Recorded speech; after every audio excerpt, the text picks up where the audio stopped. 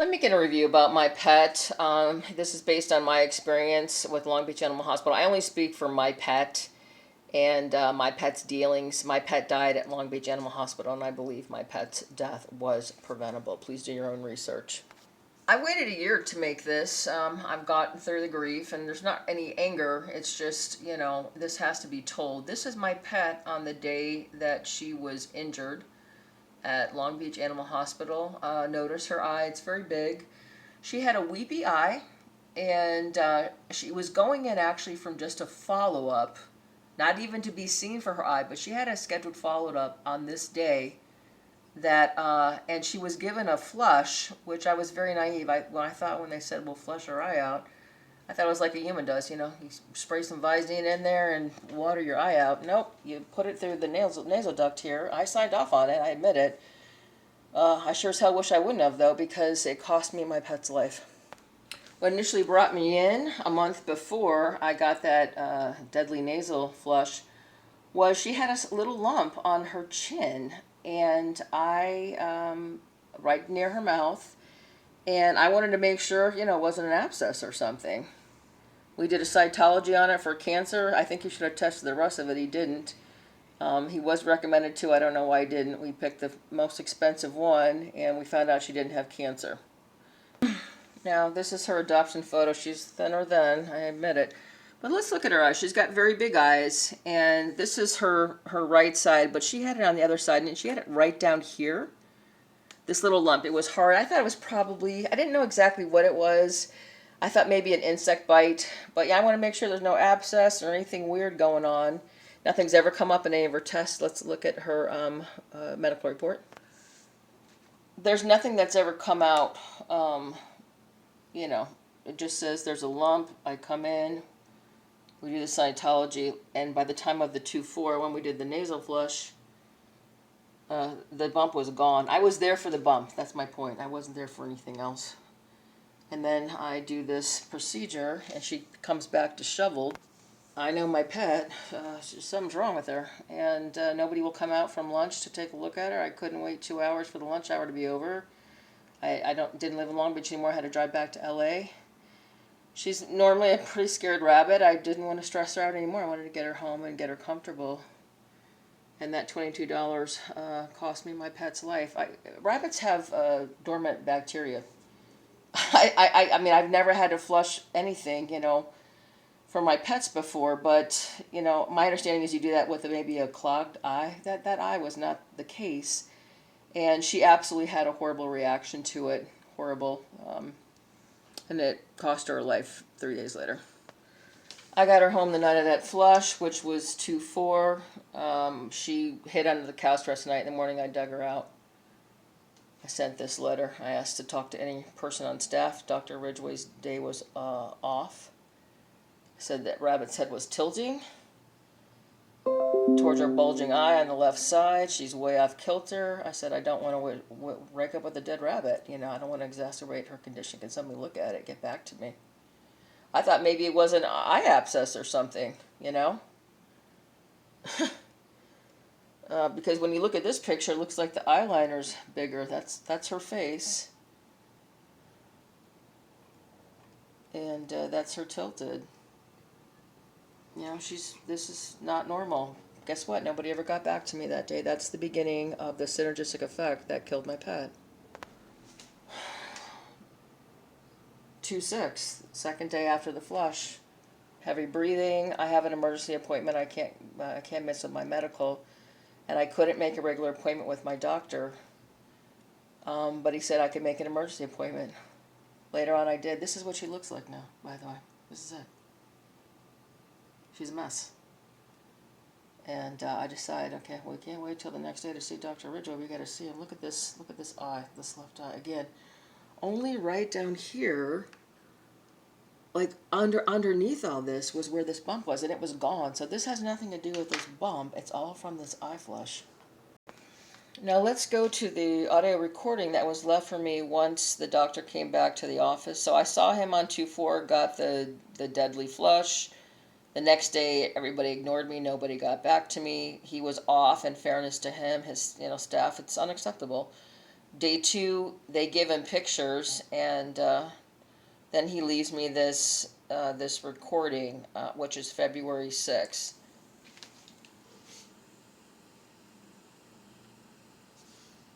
Dr. Ridgeway, calling in regards to Leela Sparkle. Um, so I did see her on Tuesday, and I was off yesterday. The Rhode Island did flushed out her nasal lacrimal duct. Sometimes that will cause swelling around the eye.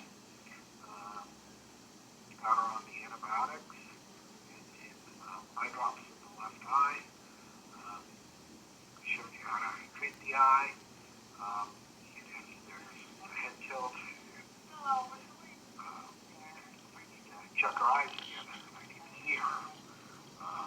So we definitely continue on with the eye drops. We are here until 10 p.m. tonight.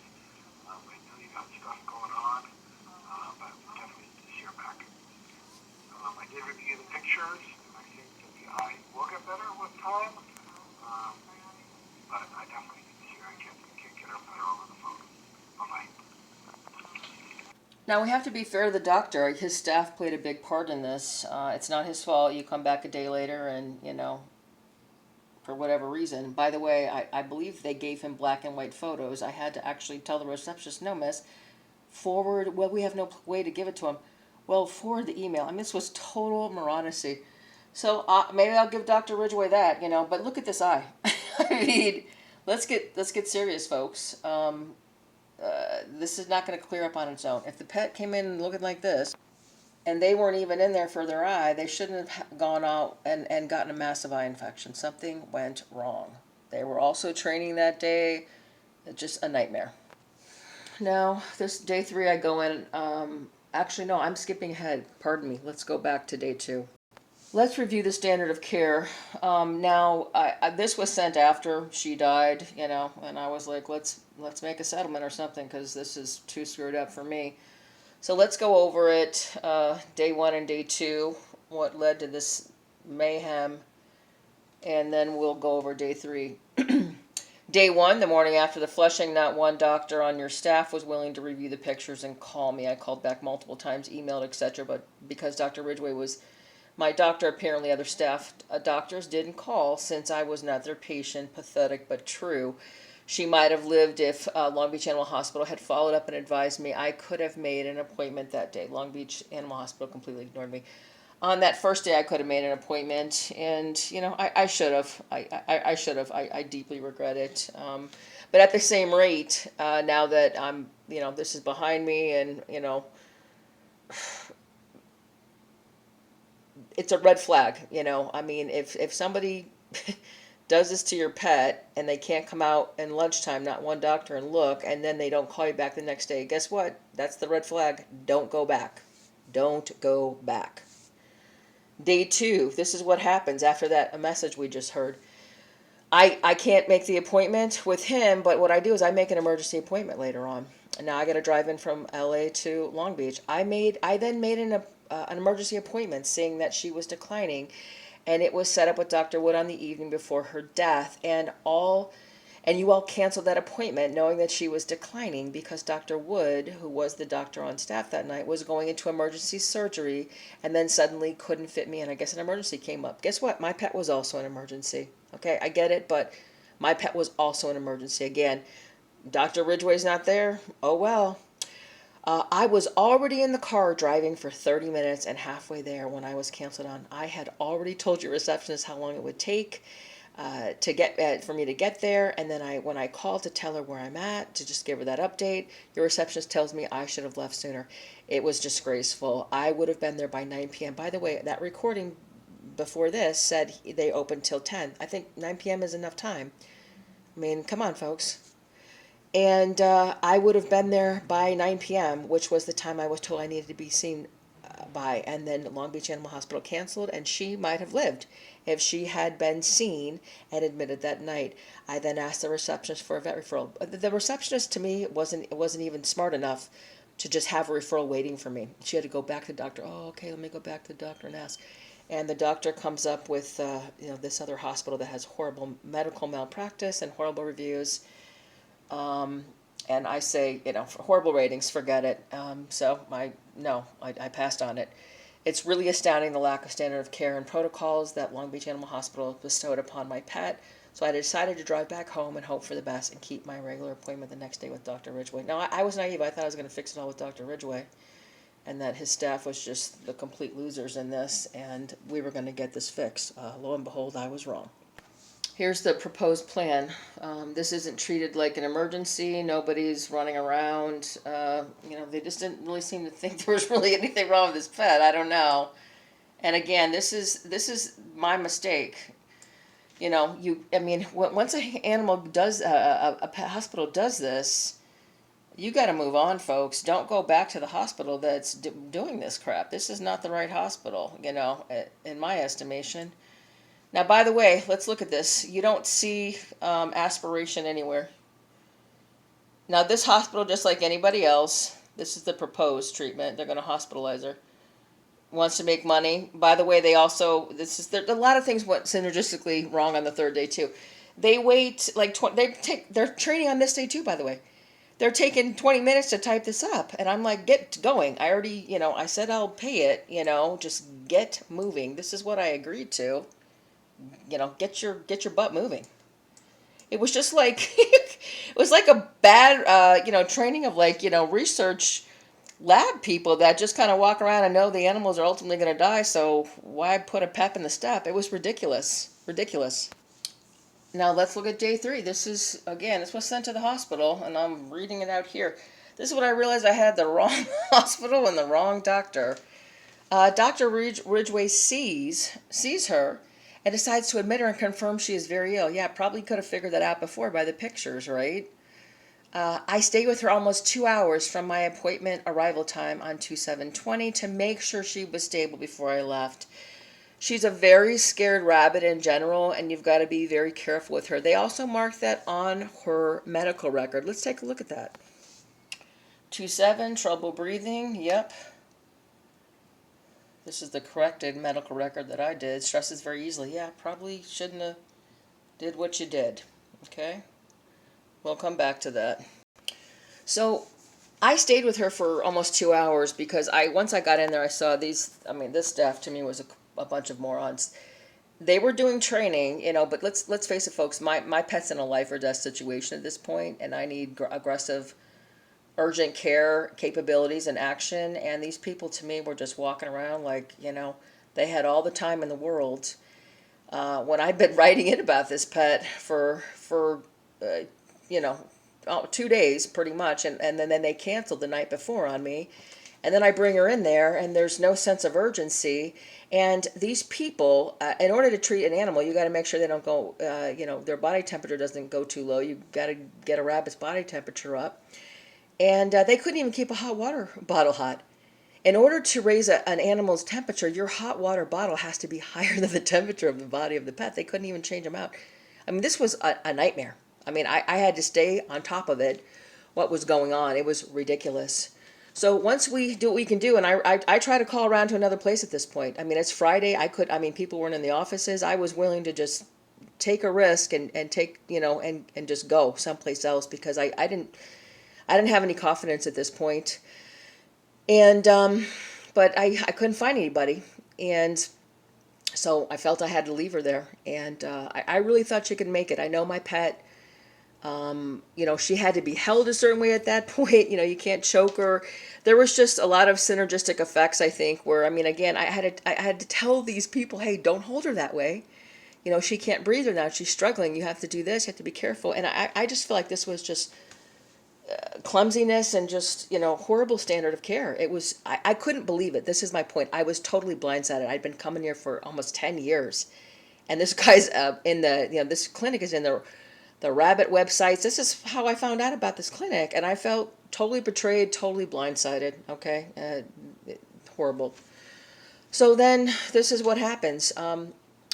As soon as I leave Long Beach Animal Hospital, within 20 minutes you stab her in the infected part of her face, which I never agreed to on the treatment plan because it would have instantly killed her, and you put her into shock from the pain and stress, and you killed her immediately. And you didn't even numb her face so she wouldn't feel it. That would have killed a healthy rabbit from pain and shock, let alone a rabbit in her delicate condition. I could go on, but that pretty much covers it right there in regards to Long Beach Animal Hospital standard of care, which is not comparable to what another vet would have done, would do to a rabbit in her condition. No vet who reviewed this case stated that they concurred with Long Beach Animal Hospital's standard of care on day 1, 2, or 3, as listed above. Long Beach Animal Hospital failed on every day they were contacted for help. This is true, in my opinion. Once I call you for help and I send you the pictures and I send you that email, you don't call me back. Day 2, I got my emergency appointment. I can't see my regular vet, but I make the emergency appointment later on. All the doctors that weren't there when Dr. Ridgeway was gone, right? Here we are, same attitude, in my opinion. Oh, we can't fit you in, really? Wow, unbelievable. Shouldn't have been shocking, but it was. And we had a chance to help her then. Nope. We had a chance to help her then. Again, I'm equally responsible. I get that. I'm 100% responsible, so are they. But this is bad standard of care. I thought I had a winner, and I didn't. I didn't have a winner clinic.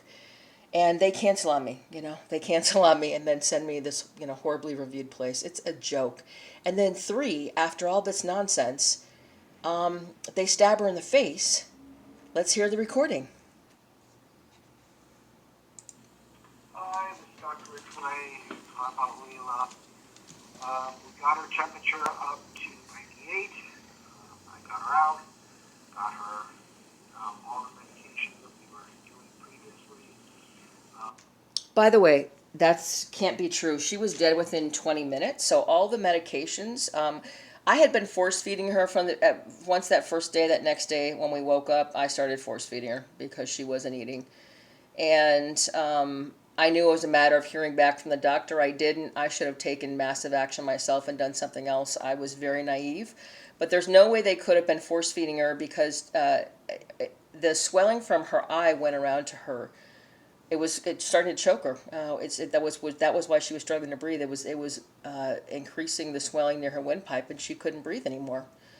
And so, if I couldn't tilt her head back and give her water, and give her her food, they sure as hell couldn't either. This to me is like somebody reading off of like a lab scientist would just read off of the paperwork. This is somebody shuffling through the paperwork. And by the way, this is what was left to me. The day she died. She had died. They didn't even break to me and say, hey, I'm sorry she's dead, and then go into the rest. It's just like a lab science project. Hey, let me, tell you what we did to the pet. And then at the end, he breaks it to me that she's dead. Hi, this is Dr. Ridgeway. Talk about Leela. We got her temperature up to 98. I got her out. Got her all the medications that we were doing previously. She's still having a hard time breathing. I stuck a needle in the side of her face and removed a bunch of pus. And unfortunately, she gave up on me. Guess what, folks? You heard it right there. Yeah, if you stick, if an animal's struggling to breathe and they come in a mess, and you're detailing what's been happening with the pet, and then your own staff doesn't get back to anybody, and I don't even think it's good training. Like, it was just, the whole thing became just ridiculous.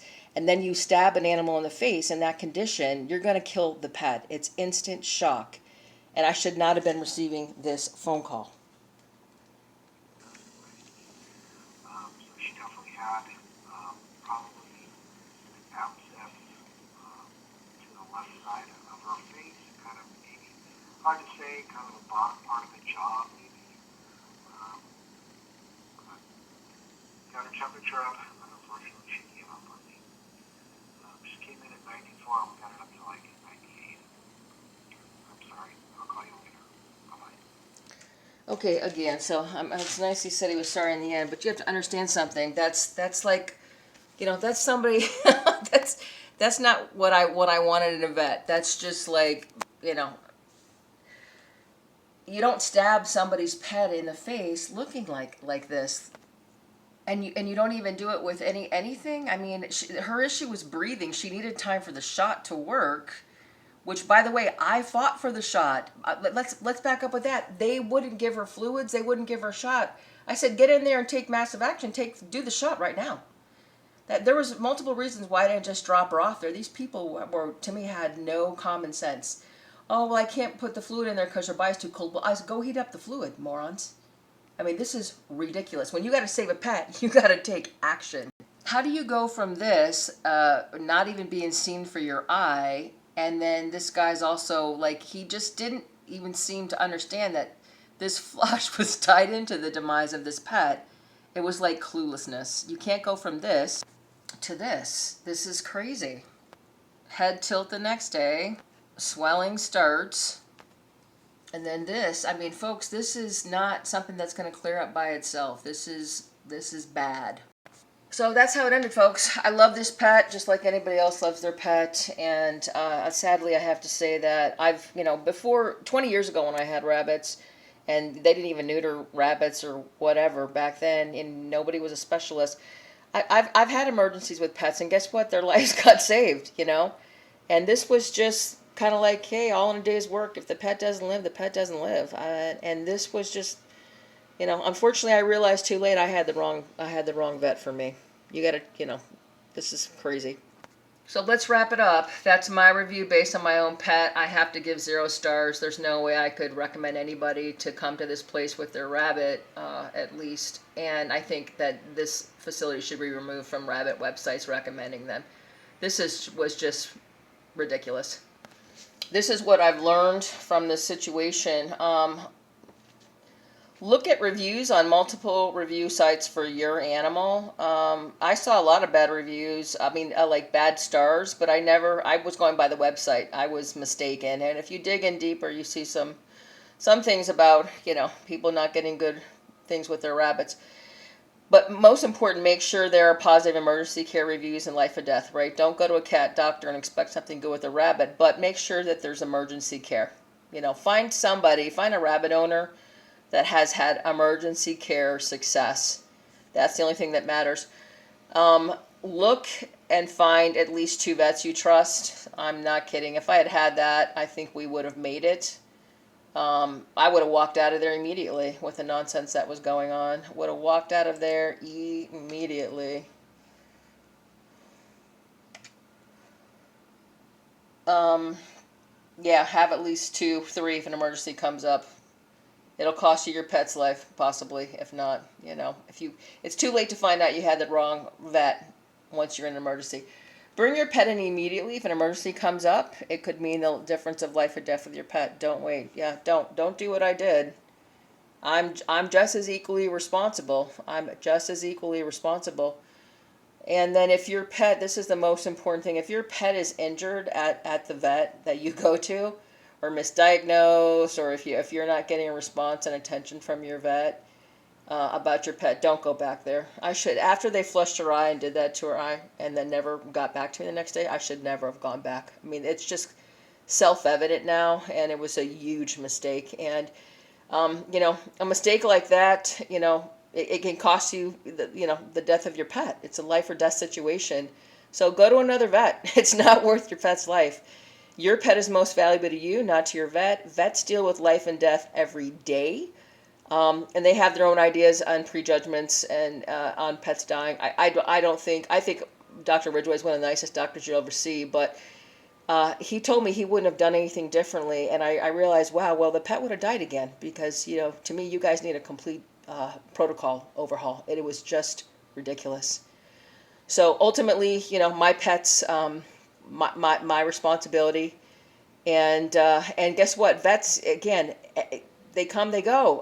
In terms of death, every day they're dealing with it. So their death, whether your pet makes it, they might decide, hey, the pet's not going to make it, so I'm not really going to bust out an effort. Who knows what they're thinking, right? They've already made their judgment, possibly. And your pet's death is not going to be as important to them as it is to you. So, and you're going to have to live with the decisions you make. So please don't make the mistake I did. Find more than one vet, do your research, and make sure you find somebody who has great emergency care. again, I want to say I love my pet. She didn't deserve to die the death that she did, and I'm just as responsible. But better things could have been done. Of course, they didn't want to do any kind of settlement. And strangely, again, they didn't even tie. I haven't actually ever gotten a straight answer out of these people. So I believe that they know they did something wrong, but they won't admit to it, because you got to prove, what they did. And being a moron, in my opinion, is not proof. But anyway, so 0 stars. 0 stars. One last thing. I've read other rabbit reviews. I decided to make this video and now that it's a year past the time, and just, it's important for people to speak out what happens to their pets, because you might be preventing somebody from making the same mistakes, right? If you have more than one vet, if something happens at the vet and then they don't get back to you, or they got injured there, don't go back there, folks. Just move on. Be prepared. I was not prepared. Don't be me. Don't turn out like my rabbit did.